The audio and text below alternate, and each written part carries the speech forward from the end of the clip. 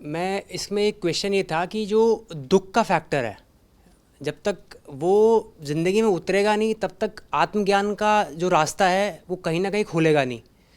तो जो नॉर्मली जैसे आप जो ट्रांसलेट कर रहे हैं, जो चीज़ डिलीवर कर रहे हैं, उसके थ्रू चीज़ें आई थिंक बाहरी सतह पे तो काफ़ी क्लियर हो रही हैं, पर वो दुख जब तक अंदर कौंदेगा नहीं तब तक, जिसे कहते हैं ना, वो आत्म जो मेन जो हिलाने वाला फैक्टर है मेन, वो तब तक जाएगा नहीं। तो ये जो लोग हैं, हम जो फंसे हुए हैं उस चीज़ के अंदर, तो वो दुख जो है पैरामीटर, वो कितना ज़्यादा रेलेवेंट बन जाता है इस चीज़ के लिए। ये रेलेवेंट है, ये तो आपने ही बोल दिया कि जब तक वो होगा नहीं तब तक शुरुआत नहीं होगी। तो सवाल रेलेवेंस का नहीं होना चाहिए, सवाल विधि का होना चाहिए। वो दुख पता कैसे चले, क्योंकि उस दुख का प्रतीत होना ज़रूरी है। बैठिए, वो दुख तो है ही, प्रतीत नहीं होता। प्रतीत हो इसके लिए एक दो बातें हैं। पहला, सामान्य साधारण ज्ञान, अविद्या।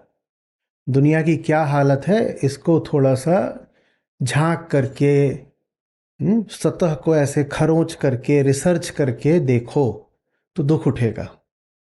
दूसरा, सत्संगति। ऐसों के पास बैठो जो तुमसे बहुत आगे के हों, तो फिर अपमान लगेगा और दुख उठेगा। पास बैठने का मतलब यही नहीं है कि आमने सामने बैठना।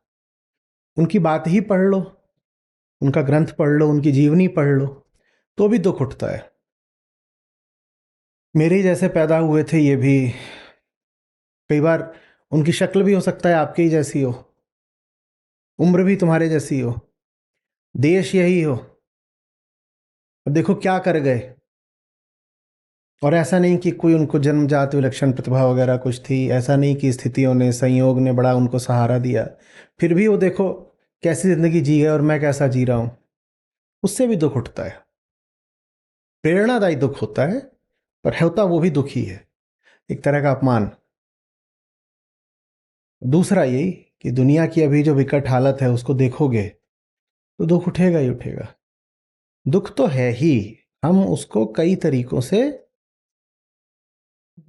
टीपा पोती करके दबा छुपा के रखते हैं। जो आदमी ना मिले और कहे कि जिंदगी मेरी बड़ी मस्त है, कोई समस्या नहीं है, जान लेना ये आदमी आंतरिक ज्ञान में ही नहीं, बाहरी ज्ञान में भी शून्य है। इससे अभी आप सामान्य ज्ञान के कुछ सवाल पूछ लो, 10 तो 10 में से एक दो बता पाए मुश्किल से। क्योंकि जो इस वक्त दुनिया की हालत जानता है वो कहे मैं बहुत सुखी हूं, तो ऐसा हो नहीं सकता।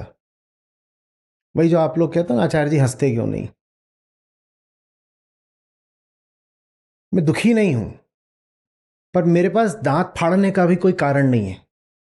ये दुनिया हमने ऐसी रख नहीं छोड़ी है कि इसको देखो और हंसी आए। और हंस नहीं रहे हो तो इसका मतलब ये भी नहीं कि रो रहे हो। युद्ध में हो भाई, संघर्ष में होता है योद्धा, तो न हंस रहा होता है, न रो रहा होता है, बस जूझ रहा होता है, संकल्पित होता है।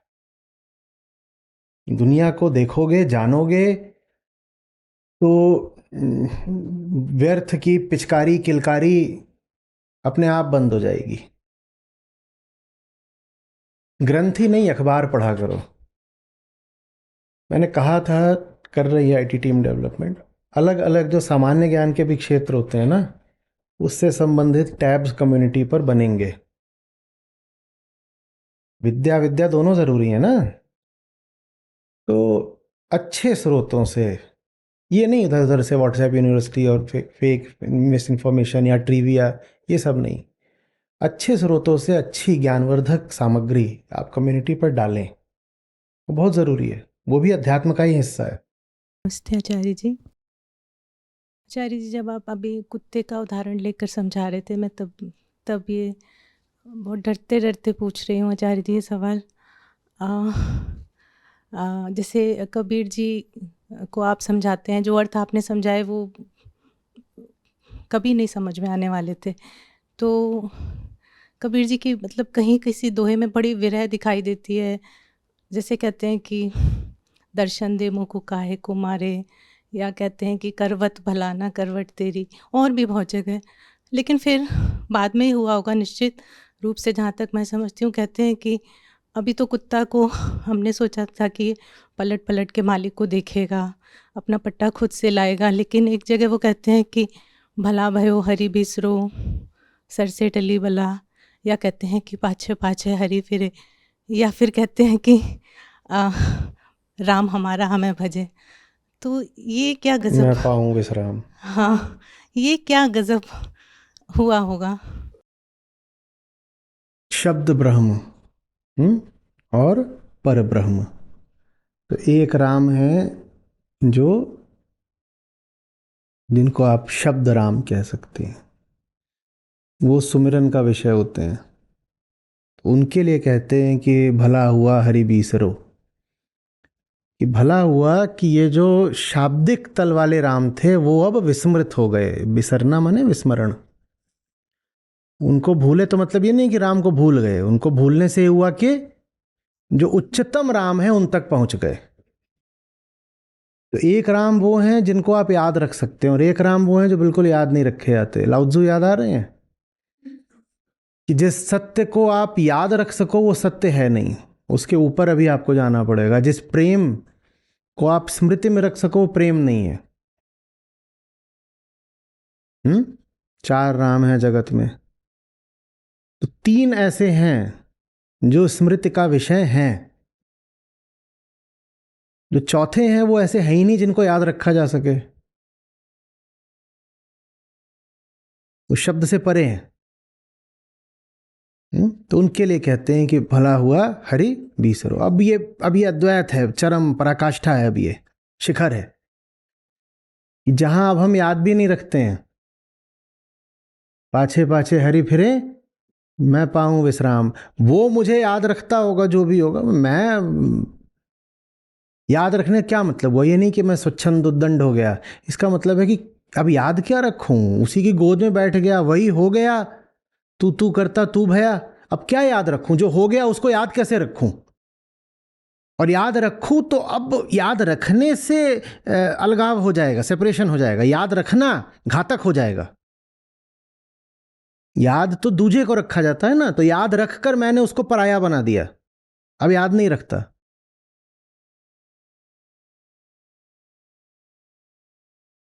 वो बिल्कुल आखिरी बात होती है। अब हम याद वाद कुछ नहीं रखते हैं, ना काम चल रहा है, जहां पहुंचना था वहां पहुंच गए। एक रहा, दूजा गया, दरिया लहर समाए। सागर को याद करती होगी मिलने से पहले, जो सागर ही हो गई। अब वो कैसे याद करे सागर को? सागर हो जाने के बाद सागर को कैसे याद करोगे? तो अब स्मृति का कोई खेल नहीं है। अब उसको पूछोगे हरि, तो ऐसे अवाक देखे गए हैं, हरि पता नहीं, ये सब तो हमको पता नहीं। और वो आखिरी बात होती है बिल्कुल। आप मत कहिएगा कि तो कुछ याद नहीं।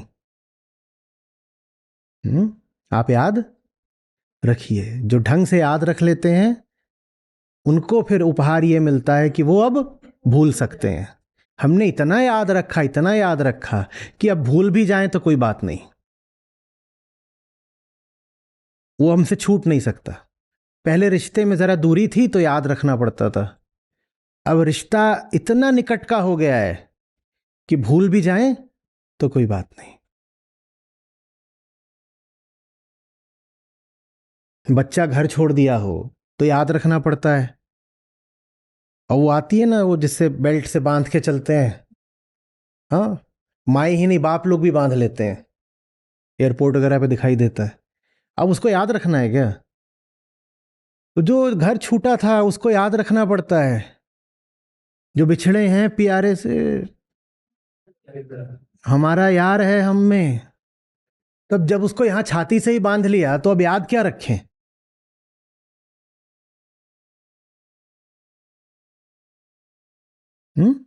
तो वो आखिरी बात होती है।